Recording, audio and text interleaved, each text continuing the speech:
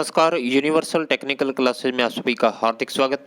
दोस्तों, आज हम लेके आए हैं ग्रुप डी के लिए मोस्ट इम्पोर्टेंट फिजिक्स के जितने भी आपके सवाल बनते हैं और इस वीडियो को ध्यान से देखना। बहुत कम समय में आपकी बहुत अच्छी तैयारी होगी दोस्तों, और ये वीडियो आपके लिए बहुत ज़्यादा फ़ायदेमंद है। 17 तारीख से आपके एग्ज़ाम है। इसका पीडीएफ डिस्क्रिप्शन बॉक्स में दिए गए टेलीग्राम चैनल लिंक से आप डाउनलोड कर सकते हो। जैसे कि हमें पता है, अगर हम बात करें, ये चीज़ें आपको याद रखनी है। गति के समीकरण, गति के 3 समीकरण हैं दोस्तों। पहला समीकरण है v बराबर u plus A T. v है यहाँ पे अंतिम गति, u है प्रारंभिक गति, a है त्वरण, t है समय। दूसरा समीकरण है s बराबर U T plus 1/2 A T square.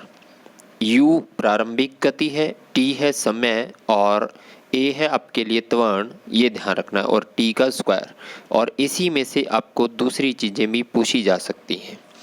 तीसरा समीकरण जो है v स्क्वायर बराबर यू स्क्वायर प्लस 2as, ये वेरी इंपॉर्टेंट है।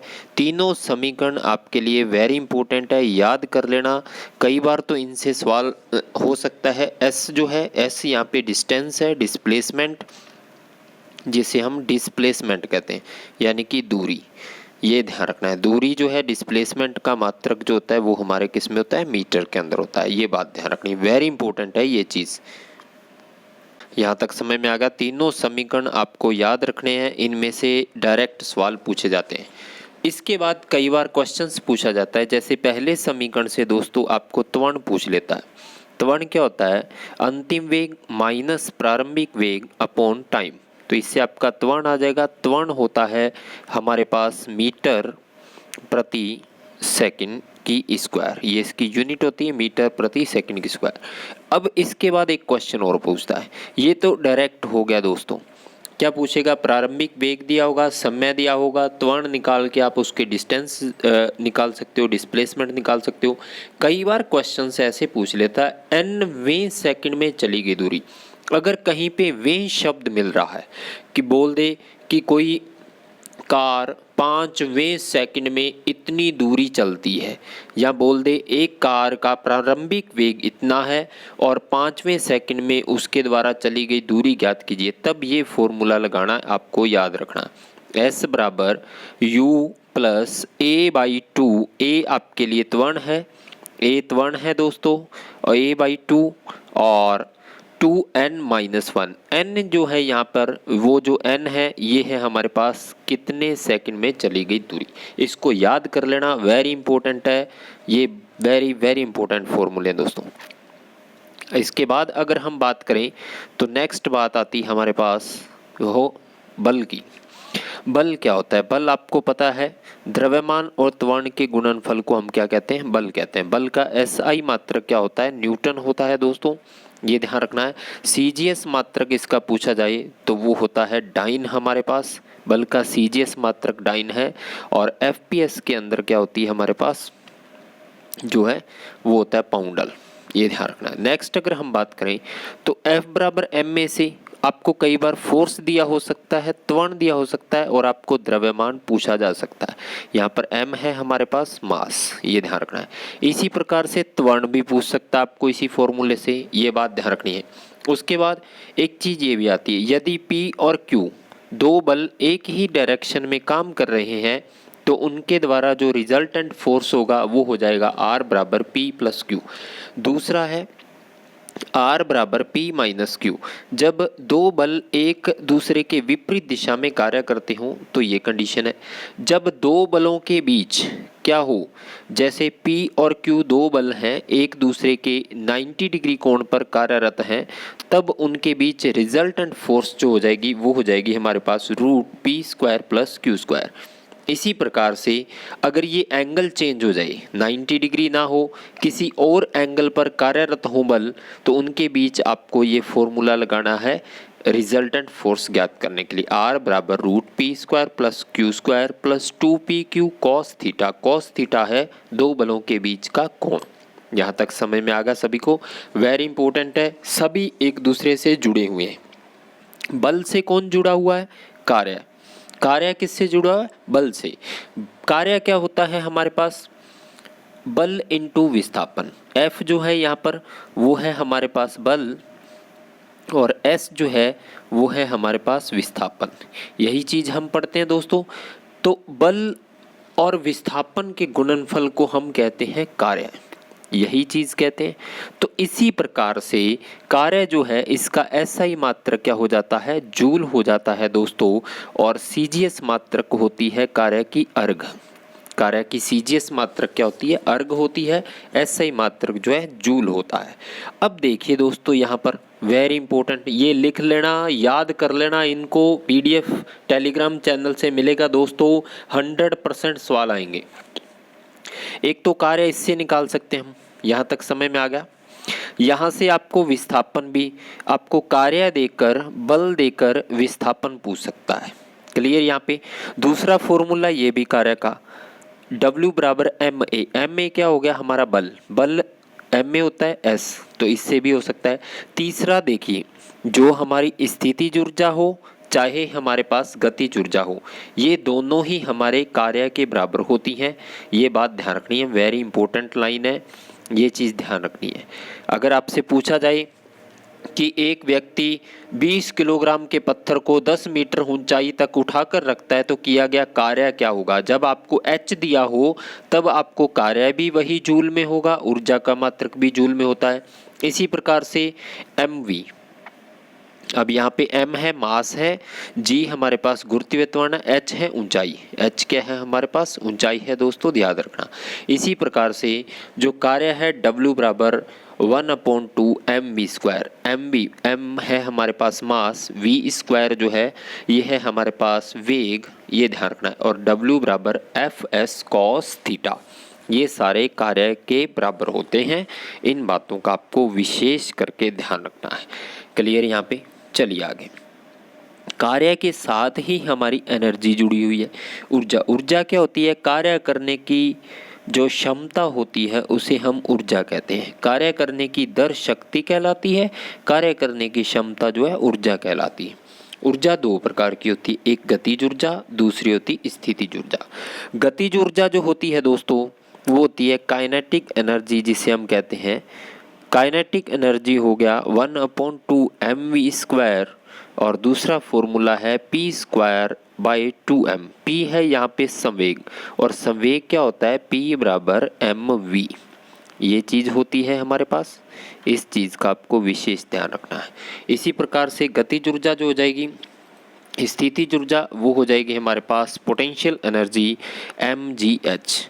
स्प्रिंग में स्थितिज ऊर्जा जो होती है दोस्तों वो हमारे पास होती है इस प्रकार से, जैसा कि आपको डायग्राम में दिखाया गया।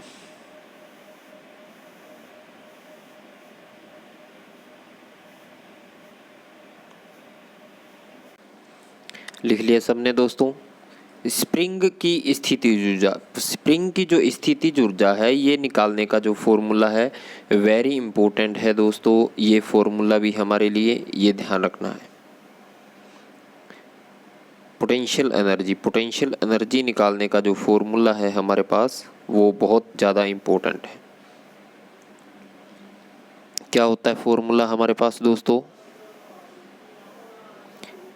वो है हमारे पास इस प्रकार से। अब देखिए स्प्रिंग की स्थितिज ऊर्जा, स्प्रिंग की स्थितिज ऊर्जा जो है हमारे पास, इसको निकालने का फॉर्मूला है पोटेंशियल एनर्जी 1/2 kx की स्क्वायर। x यहाँ पे k है स्प्रिंग नेतांक, याद कर लेना स्प्रिंग नेतांक का मात्रक होता है न्यूटन अपॉन मीटर, और x है संपीड़न या विरल। संपीड़न या विरल या तो मीटर में होगा या सेंटीमीटर में होगा। सेंटीमीटर में है तो उसको मीटर में बदल लेना है, आपको ध्यान रखना। ये ज़्यादातर सेंटीमीटर में ही दिया होता है। इसको आपको जब क्वेश्चंस न्यूमेरिकल सॉल्व करोगे तब आपको देखना है कि स्प्रिंग नेतांक की यूनिट क्या है, न्यूटन अपॉन मीटर है, तो उस हिसाब से आपको ये चेंज करनी होगी ये यूनिट भी। यहाँ तक समझ में आ गया, वेरी इंपॉर्टेंट है। और स्प्रिंग में हमेशा कौन सी एनर्जी होती है, स्थितिज ऊर्जा होती है, ये ध्यान रखना है। नेक्स्ट अगर हम बात करें दोस्तों तो नेक्स्ट आती है हमारे पास शक्ति। वेरी इंपॉर्टेंट है शक्ति भी, जो हमारे लिए शक्ति क्या होती है, P बराबर W/T, और शक्ति आपको पता है किए गए कार्य करने की दर क्या कहलाती है? शक्ति कहलाती है। कार्य करने की दर को शक्ति कहते हैं। शक्ति का SI मात्रक क्या होता है? वाट होता है दोस्तों। CGS मात्रक होती है इसकी अर्घ प्रति सेकंड। क्या होती है? अर्घ प्रति सेकंड। किसकी? शक्ति की। और शक्ति का दूसरा फॉर्मूला है P बराबर FS। क्या हो जाएगा? P बराबर FS अपॉन T। तो F क्या है? बल है हमारे पास, S है विस्थापन, T है समय। इसी प्रकार से शक्ति का तीसरा फॉर्मूला हो गया P बराबर FV। F है बल हमारे पास, V है वेग। इसी प्रकार से P बराबर mgh। mgh क्या है हमारे पास? गतिज ऊर्जा है दोस्तों और स्थितिज ऊर्जा। स्थितिज ऊर्जा भी हमारे पास शक्ति में कन्वर्ट हो जाएगी जब टाइम दिया हो। गतिज ऊर्जा जो है वो भी हमारे पास शक्ति में कन्वर्ट हो जाएगी। ये बात ध्यान रखनी है। क्लियर यहाँ पे? ये वेरी इंपॉर्टेंट चीज़ें हैं जो आपके बार बार क्वेश्चंस पूछे जाते हैं। इसके अलावा अगर हम बात करें दोस्तों तो नेक्स्ट आती है हमारे पास इलेक्ट्रिक पावर। इलेक्ट्रिक पावर के ध्यान रखने हैं 3 फॉर्मूले हैं। P बराबर VI। V है वोल्टेज, I है धारा, P है शक्ति। दूसरा फॉर्मूला है P बराबर I स्क्वायर R। ये याद रखना है, P बराबर I स्क्वायर R। तीसरा फॉर्मूला है P बराबर V square by R। P है शक्ति, V वोल्टेज, R है हमारे पास प्रतिरोध। ये ध्यान रखना है। R क्या है? प्रतिरोध है दोस्तों। इस बात का आपको विशेष ध्यान रखना है। यहाँ तक समझ में आ गया सभी को? चलिए आगे। ये आपस में एक दूसरे से ये चीज़ें आपके माइंड में हमेशा दिमाग में रहनी चाहिए। ये इतनी चीज़ बहुत ज़्यादा इम्पोर्टेंट है। इतनी चीज़ अगर आपके माइंड में है ना तो सवाल गलत होने का चांस ही नहीं पैदा होता। इसके बाद चलते हैं हम आगे। नेक्स्ट अगर हम बात करें तो बल का SI मात्रक होता है हमारे पास न्यूटन। और 1 न्यूटन जो होता है दोस्तों उसमें होते हैं 10 की घात 5 डाइन, या 1 न्यूटन जो बराबर होता है किसके? केजी मीटर प्रति सेकंड स्क्वायर के। या हम लिख सकते हैं ये होता है F बराबर mv स्क्वायर बाई R। ये है जो अपने पास अपकेंद्रीय बल होते हैं, अभिकेंद्रीय बल होते हैं, उनको निकालने का फॉर्मूला F बराबर mv square by R। Next अगर हम बात करें तो ये भी हमारे पास फोर्स है, ये भी हमारे पास बल का फॉर्मूला है दोस्तों। याद रखना F बराबर mv/t। वेरी इंपॉर्टेंट है दोस्तों, याद कर लेना। उसके बाद कार्य जो होता है, कार्य का SI मात्रक होता है जूल या न्यूटन मीटर। 1 जूल जो होता है 0.24 कैलोरी के बराबर होता है। 1 कैलोरी जो होती है उसमें होते हैं 4.2 जूल के बराबर। और 1 जूल जो होता है दोस्तों उसमें होते हैं 1 न्यूटन इंटू 1 मीटर। 1 अर्ग जो होता है 1 डाइन इंटू 1 सेंटीमीटर के। 1 जूल की वैल्यू होती है 10 की घात 7 अर्ग के बराबर। 1 न्यूटन मीटर बराबर होता है 1 फुट पाउंड के बराबर, या 1 न्यूटन मीटर में कितने जूल होते हैं? 1.382 जूल।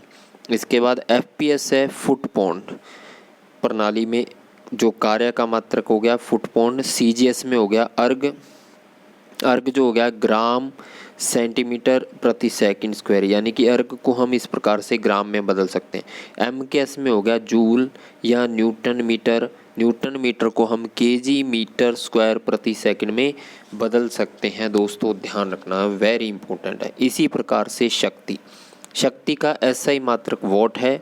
1 वॉट की वैल्यू होती है 1 जूल अपॉन 1 सेकंड के बराबर। शक्ति की व्यवहारिक इकाई पूछी जाए तो आपके पास होगा हॉर्स पावर। शक्ति की व्यवहारिक इकाई, कमर्शियल इकाई हॉर्स पावर। और एब्सोल्यूट इकाई पूछी जाए, परम इकाई पूछी जाए तो आपका आंसर होगा वॉट। शक्ति की परम इकाई वॉट है, व्यवहारिक इकाई HP है। 1 वॉट घंटा में 3600 जूल होते हैं दोस्तों। और 1 किलोवाट हावर जो होता है ये होता है 1000 वॉट घंटा, या 36 इंटू 10 की पावर 6 या 5। अपने ये लिख सकते हैं 36 इंटू 10⁵ जूल, ठीक है। 36 × 10⁵ जूल या 3.6 × 10⁶ जूल के, ये किलोवाट हावर ऊर्जा की इकाई है, ये ध्यान रखना है। नेक्स्ट अगर हम बात करें तो एक हॉर्स पावर जो होता है, हॉर्स पावर निकालने का फॉर्मूला है बल इंटू विस्थापन बटे समय इंटू 75, ये 75 है दोस्तों। ये हो गया SI के अंदर। अगर यहाँ पे अगर 75 के स्थान पर आप 33,000 रख दोगे तो ये हो जाएगा हमारे पास FPS के अंदर, ये ध्यान रखना है। अगर 4500 रख रहे हो आप तो ये हो जाएगा हमारे पास CGS के अंदर दोस्तों। एक हॉर्स पावर के अंदर होते हैं, ये वेरी इंपॉर्टेंट है, एक हॉर्स पावर होता है 746 वाट ब्रिटिश प्रणाली में और 735.5 वाट मीट्रिक प्रणाली में। वेरी इंपॉर्टेंट है दोस्तों, वेरी इंपॉर्टेंट है, ग्रुप डी के लिए याद कर लेना। एक हॉर्स पावर 746 वाट ब्रिटिश में, 735.5 वाट मीट्रिक प्रणाली में होता है। नेक्स्ट अगर हम बात करें तो नेक्स्ट आता है 1 वॉट। वॉट क्या होगी हमारे पास, P बराबर VI, वोल्टेज इंटू धारा का गुणनफल हो जाएगा हमारे पास शक्ति। तो जूल ऊर्जा का मात्रक हो सकता है, कारक हो सकता है। 1 जूल किसके बराबर हो गया, वॉट इंटू समय के बराबर। तो 1 जूल हो गया 1 वॉट इंटू 1 सेकेंड के बराबर। तो 1 किलोवाट हावर को हम लिख सकते हैं 1000 what into 3600 second. 3.6 into 10⁶ what second भी लिख सकते हैं। 3.6 इंटू 10⁶ जूल भी लिख सकते हैं, क्योंकि वॉट सेकंड क्या था, यही तो पढ़ा हमने, वॉट सेकंड क्या है, जूल है, तो इसको हमने जूल में कन्वर्ट कर दिया। यहाँ तक समय में आ गया सभी को। वेरी इंपॉर्टेंट चीज़ें लेके आए हूँ दोस्तों, बहुत ज़्यादा इंपॉर्टेंट है। नेक्स्ट अगर हम बात करें केशिकतव, केशिकतव होती है हमारे पास कैपिलरी। कैपिलरी के लिए सूत्र जो होता है 2t cos theta upon r रो जी, ये ध्यान रखना है।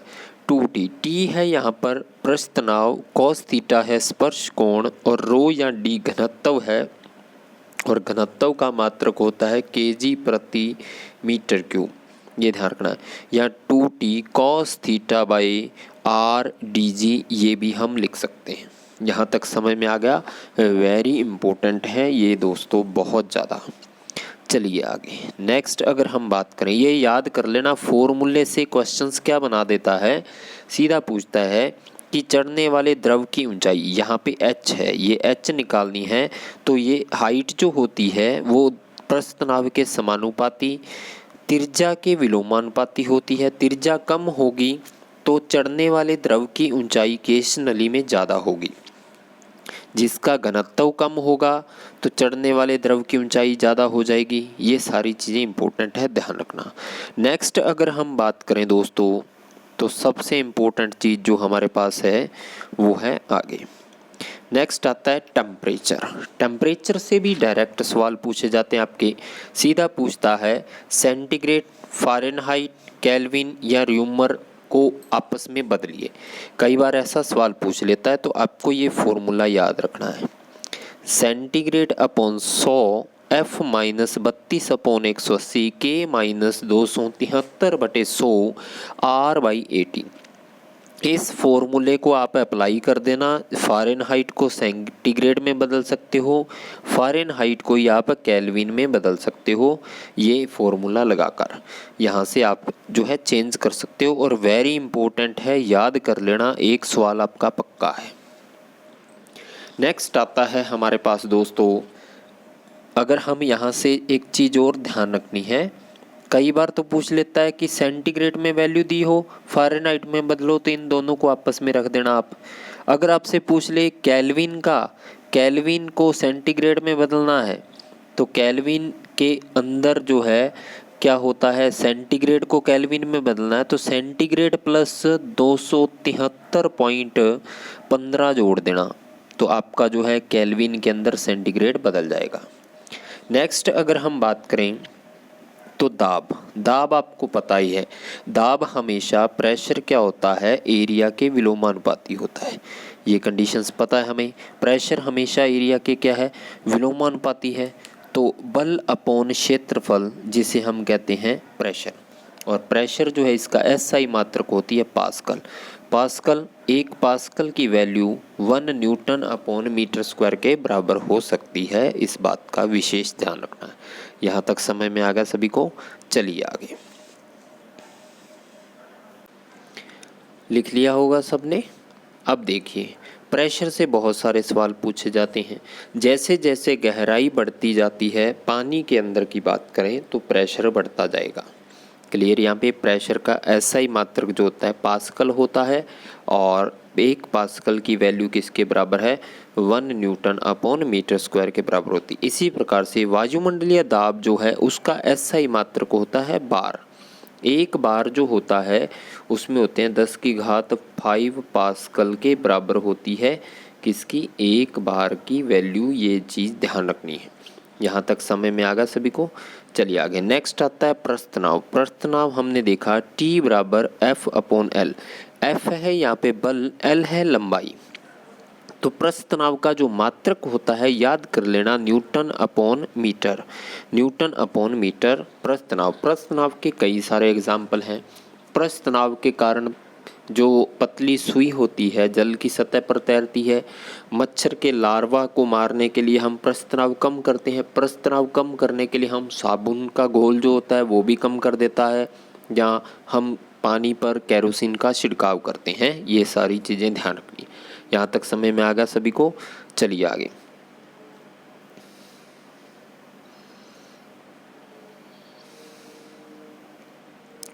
नेक्स्ट आता है हमारे पास संवेग।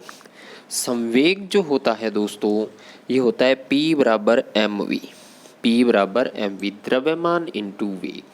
द्रव्यमान इंटू वेग को हम कहते हैं संवेग, और संवेग का मात्रक होता है kg मीटर प्रति सेकंड। kg मीटर प्रति सेकंड होता है दोस्तों संवेग का मात्रक, याद कर लेना, वेरी इंपॉर्टेंट है। आवेग, आवेग, आवेग होता है इम्पल्स। इम्पल्स क्या होती है? J बराबर force into time. Force into time होती आवेग। तो आवेग जो होता है इसका मात्रक होता है Newton into second. Newton into second, ये चीज़ याद रखनी है। यहाँ तक समय में आ गया सभी को? वेरी इंपॉर्टेंट चीज़ है, याद कर लेना, बहुत ज़्यादा इंपॉर्टेंट है। नेक्स्ट अगर हम बात करें तो नेक्स्ट आती घनत्व। घनत्व जो होता है जिसे हम कहते हैं रो। रो बराबर मास अपॉन वॉल्यूम। मात्रक होती है kg अपॉन मीटर क्यूब। और इसी प्रकार से आता है हमारे पास टॉर्क। टॉर्क जो होता है बल अगुण। टॉर्क जो होता है फोर्स इंटू रेडियस, यानी कि त्रिज्या, बल इंटू त्रिज्या, और इसका मात्रक होता है न्यूटन मीटर। नेक्स्ट आप सभी के लिए दोस्तों, इसके बाद इसी के साथ ही देख लेते हैं अपेक्षित आर्द्रता। अपेक्षित आर्द्रता जो होती है ये होती है small m by capital M। Small m by capital M into 100%, या अपेक्षित आर्द्रता को हम लिख सकते हैं वाष्पन दाब बट्टे संतृप्त वाष्प दाब। संतृप्त यानी कि सैचुरेटेड वेपर प्रेशर, और वेपर प्रेशर स्मॉल m है जल वाष्प का द्रव्यमान, और कैपिटल M है आवश्यक वाष्प का द्रव्यमान। यहाँ तक समझ में आ गया सभी को? अपेक्षित आर्द्रता। अपेक्षित आर्द्रता जो है नमी में उपस्थित वायु जो होती है, वायु में उपस्थित नमी जो होती है उसे हम आर्द्रता कहते हैं। और वायु में नमी की मात्रा को बढ़ाने या घटाने के लिए जो हमें जल वाष्प की ज़रूरत होती है वो एक प्रकार से अपेक्षित आर्द्रता कहलाती है। इसके बाद अगर हम बात करें तो नेक्स्ट आता है हमारे पास बॉयल लॉ। याद कर लेना, बॉयल क्या कहता है दोस्तों कि जो प्रेशर होती है वो आयतन के क्या है? विलोमानुपाती होती है। प्रेशर जो होता है वो आयतन के विलोमानुपाती होता है। तो PV बराबर V, PV को एक हम कांस्टेंट मानते हैं, तो P1 V1 बराबर P2 V2, यानी कि अगर प्रेशर कांस्टेंट है तो उसका वॉल्यूम भी लगभग कांस्टेंट माना जाएगा। यही कंडीशंस यहाँ पे है, P1 बराबर V1, P2 बराबर V2, ये कंडीशंस यहाँ पे ध्यान रखनी है। यानी कि एक दूसरे के क्या है? प्रेशर और वॉल्यूम एक दूसरे के विलोमानुपाती। इसी प्रकार से परम दाब। परम दाब किसे कहते हैं? वायुमंडलीय दाब प्लस गेज दाब। वायुमंडलीय दाब प्लस गेज दाब जो होता है उसे परम दाब कहा जाता है। नेक्स्ट अगर हम बात करें दोस्तों, नेक्स्ट आता है चार्ल्स का नियम। चार्ल्स क्या कहता है? चार्ल्स कहता है कि जो आयतन होता है समय के समानुपाती होता है यदि प्रेशर कांस्टेंट हो। प्रेशर कांस्टेंट होने पर आयतन समय के टेम्परेचर के समानुपाती होता है। यहाँ पर T जो है टेम्परेचर है, आयतन जो है टेम्परेचर के समानुपाती होगी। तो V बराबर KT, K है यहाँ पे गैस कांस्टेंट और V1/T1 V2/T2 ये हो जाएगा चार्ल्स का नियम। इसके बाद आती संयुक्त गैस समीकरण। संयुक्त गैस समीकरण है P1 V1/T1 P2 V2/T2। ये याद कर लेना इम्पोर्टेंट है। क्लियर? यहाँ पे चार्ल्स का नियम जो है ये हमने प्रेशर कांस्टेंट रखा था। बॉयल का नियम जो है दोस्तों उसमें हमने रखा था टेम्परेचर को कांस्टेंट। ये ध्यान रखना। नेक्स्ट अगर हम बात करें तो नेक्स्ट आती है ऊष्मा। ऊष्मा जो होती है ये होती है H समानुपाती I²RT। H है हमारे पास हीट दोस्तों, H है हमारे पास हीट, I है हमारे पास धारा और R है प्रतिरोध। R क्या है हमारे पास? प्रतिरोध। और T है हमारे पास समय। ये चीज़ ध्यान रखनी है। और इसी प्रकार से H बराबर I²RT ये जूल में चेंज हो जाएगी ऊष्मा। एक फॉर्मूला इसका ये भी बनता है H बराबर PT। अगर आपको शक्ति और समय दिया हो तो आप हीट निकाल सकते हो, पावर इनटू टाइम। अगर आपको V²/R दिया है, टाइम दिया है, तो भी आप इस फॉर्मूले से हीट को निकाल सकते हो। H बराबर VIT, इस फॉर्मूले से भी हीट जो है निकाल सकते हैं। हीट क्या होती है? जिसे हम जूल कांस्टेंट कहते हैं।